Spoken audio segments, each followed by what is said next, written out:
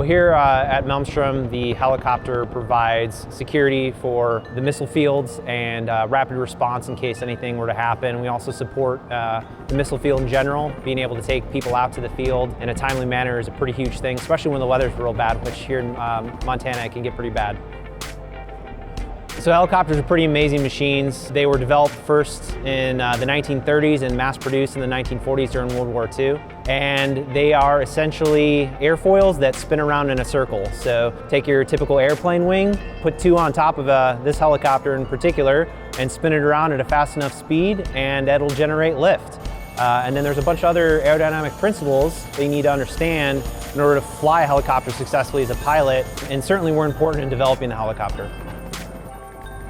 A helicopter generates lift by spinning the rotor system at a particular speed. For the Huey, it's around 320 RPM, rotations per minute, and that speed is constant. It's maintained during the entire time the aircraft is flying, and as we pull in pitch or collective, it collectively changes the pitch in the blades, so increases the angle of attack on the blades. That creates lift and pushes the helicopter up. So there are three controls in a helicopter that control flight, the cyclic, the collective, and the tail rotor pedals. With the cyclic, that's how we control our front, aft, left, right control of the helicopter. The collective collectively changes the pitch in the blades, so that's how we go up and down or add power and decrease power.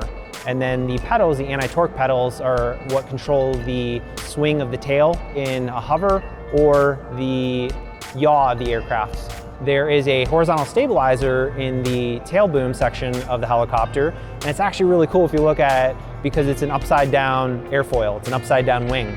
And the reason is because in forward flight, we actually use that to put force on the tail boom so that the helicopter flies more in a level attitude.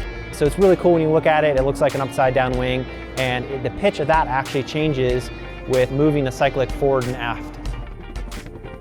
Drag definitely is a pretty big factor in how a helicopter flies. The body itself produces drag as you're traveling through the relative wind, and also the blades themselves, both the main rotor system and the tail rotor system, create drag as a byproduct of creating lift.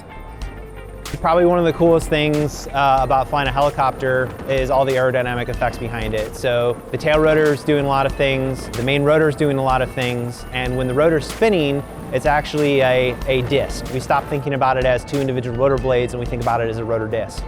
With a helicopter main rotor system, in order to fly forward, you have to increase the angle of attack on the left side of the disc, the spinning rotor disc, so that the force generates lift in the back of the rotor disc in order to push the aircraft forward. So I always think that's a pretty cool principle of flying a helicopter, really thinking about where and what is going on with all the aerodynamics in the main rotor system and the tail rotor system.